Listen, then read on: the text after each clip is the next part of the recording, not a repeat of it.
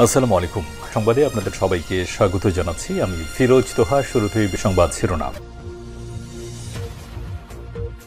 বাংলাদেশের সর্বশেষ গুরুত্বপূর্ণ আপডেট সংবাদে আপনাকে স্বাগত। শুরুতেই সংবাদ শিরোনাম, পরে বিস্তারিত। প্রথমেই জানাবো এনসিপির নিবন্ধন আবেদনে ৬ ঘাটতি সংশোধনের জন্য ইসির চিঠি।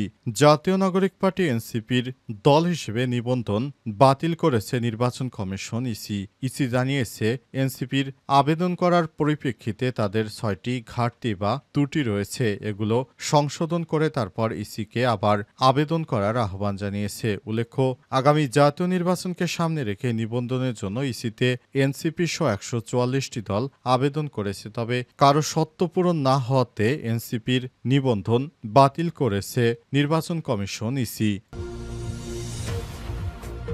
জানাবো একদিনে গাজায় ৯০ হামলা। ফিলিস্তিনের গাজায় একদিনে ৯০টি হামলা চালিয়েছে ইসরায়েল। আজ দখলদার সেনাবাহিনী নিয়মিত ব্রিফিং এই তথ্য নিশ্চিত করেছে খবর আল জাজিরার। ইসরায়েলি সেনাবাহিনী জানিয়েছে তাদের বিমান বাহিনী গতদিনে অবরুদ্ধ গাজা ভূখণ্ডে এমন হামলা চালিয়েছে। মাত্র ৩৬৫ বর্গ কিলোমিটার জায়গায় এই ধরনের হামলা খুবই ভয়াবহ।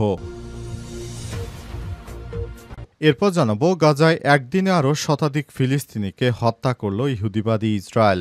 গাজায় একদিনে আরও নতুন করে শতাধিক ফিলিস্তিনিকে হত্যা করেছে দখলদার ইসরায়েলি বাহিনী। আজ কমপক্ষে ১১৬ জন নিরীহ ফিলিস্তিনিকে হত্যা করেছে ইহুদিরা। নিহতদের মধ্যে ৩৮ জন রাফার ত্রাণ কেন্দ্রে খাবার আনার জন্য অপেক্ষা করছিল। খবর আল জাজিরার। এদিকে বিবিসির প্রতিবেদন, গাজায় হাজার হাজার ভবন পরিকল্পিতভাবে গুঁড়িয়ে দিচ্ছে ইসরায়েল। গত মার্চে ফিলিস্তিনের স্বাধীনতাকামী সশস্ত্র সংগঠন হামাসের সঙ্গে যুদ্ধবিরতি প্রত্যাহার করার পর থেকে গাজা জুড়ে ইসরায়েল হাজার হাজার ভবন গুঁড়িয়ে দিয়েছে। বিগত কয়েক সপ্তাহে পুরো শহর ও আশপাশের এলাকা ধ্বংস করে মাটির সঙ্গে মিশিয়ে দেওয়া হয়েছে, যেখানে আগে হাজার হাজার মানুষ বসবাস করত। এদিকে অগ্নি পরীক্ষায় জাপানের প্রধানমন্ত্রী শিগেরু ইশিবা আজ দেশটির উচ্চকক্ষ নির্বাচনে ভোটের সম্মুখীন হচ্ছেন। এই নির্বাচনে তার প্রধানমন্ত্রিত্ব শেষ হয়ে যেতে পারে। খবর এএফপির। মূল্যবৃদ্ধি, বিশেষ করে চালের দাম বেড়ে যায় অনেক জাপানি ক্ষুব্ধ। জনমত জরিপ থেকে দেখা গেছে ইশিবার নেতৃত্বাধীন ক্ষমতাসীন জোট এই নির্বাচনে উচ্চকক্ষে সংখ্যাগরিষ্ঠতা হারাতে পারে। এনসিপির নিবন্ধন আবেদনে ৬ ঘাটতি সংশোধনের জন্য ইসির চিঠি। জাতীয় নাগরিক পার্টি এনসিপির দল হিসেবে নিবন্ধন বাতিল করেছে নির্বাচন কমিশন ইসি জানিয়েছে এনসিপির আবেদন করার পরিপ্রেক্ষিতে তাদের ৬টি ঘাটতি বা ত্রুটি রয়েছে। এগুলো সংশোধন করে তারপর ইসিকে আবার আবেদন করার আহ্বান জানিয়েছে। উল্লেখ্য, আগামী জাতীয় নির্বাচনকে সামনে রেখে নিবন্ধনের জন্য ইসিতে এনসিপি সহ ১৪৪টি দল আবেদন করেছে। তবে কারো শর্ত পূরণ না হওয়াতে এনসিপির নিবন্ধন বাতিল করেছে নির্বাচন কমিশন ইসি। সংশ্লিষ্ট সূত্র থেকে জানা গেছে এনসিপির আহ্বায়ক নাহিদ ইসলাম বরাবর পাঠানো চিঠিতে ত্রুটিগুলোর কথা তুলে ধরেছেন। এতে বলা হয়েছে ঠিকানা সহ দলের সব কার্যকর জেলা দপ্তরের তালিকা দেয়া হয়নি।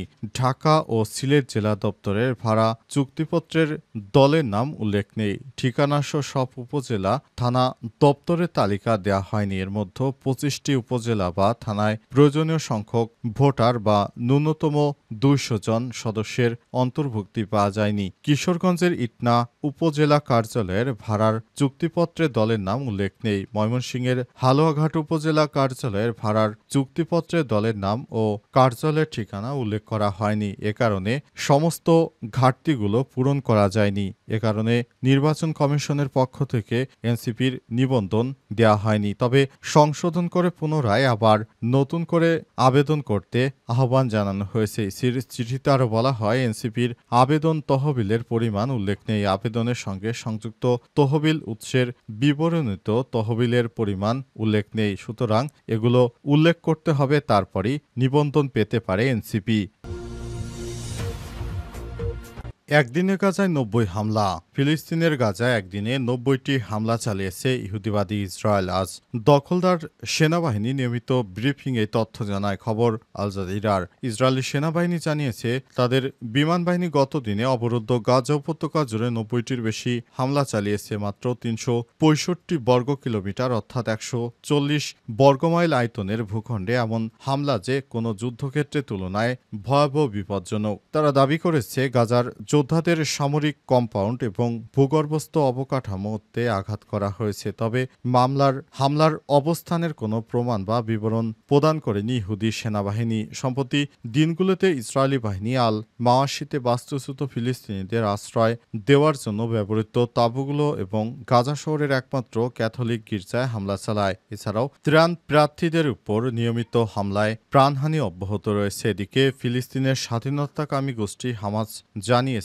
তারা সব জিম্মি মুক্তির সত্ত্বে যে যুদ্ধবিরতির প্রস্তাব দিয়েছিল তা ইসরায়েল নাকচ করে দিয়েছে। হামাসের সামরিক শাখা আল কাসাম ব্রিগেডের মুখপাত্র আবু ওবায়দা বলেছে কোনো চুক্তি না হলে তারা দীর্ঘ সময় ধরে যুদ্ধ চালিয়ে যাবে। বৃহস্পতিবারে প্রকাশিত ২০ মিনিটের এক ভিডিও বার্তায় ওবায়দা বলেছে ইসরায়েলি সরকার বন্দীদের বিষয়ে আন্তরিক নয়, কারণ তারা সবাই সেনা সদস্য। তিনি আরও জানান হামাস একটি পূর্ণ চুক্তির পক্ষে আছে, সেখানে যুদ্ধ বন্ধ, গাজা থেকে ইসরায়েলি বাহিনী সরে যায় এবং ফিলিস্তিনিদের জন্য মানবিক সহায়তা নিশ্চিত করার শর্ত দেয়া হয়েছে। গাজায় একদিনে আরও শতাধিক ফিলিস্তিনিকে হত্যা করল ইহুদিবাদী ইসরায়েল। গাজায় একদিনে নতুন করে আরও শতাধিক নিরীহ ফিলিস্তিনিকে হত্যা করেছে ইহুদিবাদী ইসরায়েলের বাহিনী। আজ কমপক্ষে ১১৬ জন নিরীহ ফিলিস্তিনিকে হত্যা করেছে ইহুদিরা। নিহতদের মধ্যে ৩৮ জন রাফার ত্রাণ কেন্দ্রে খাবার আনতে গিয়েছিল। সেখানে খাবার আনার জন্য লাইনে দাঁড়িয়ে তারা অপেক্ষা করছিল, তখনই সেখানে আতর্কিত হামলা চালায় ইহুদিবাদীরা।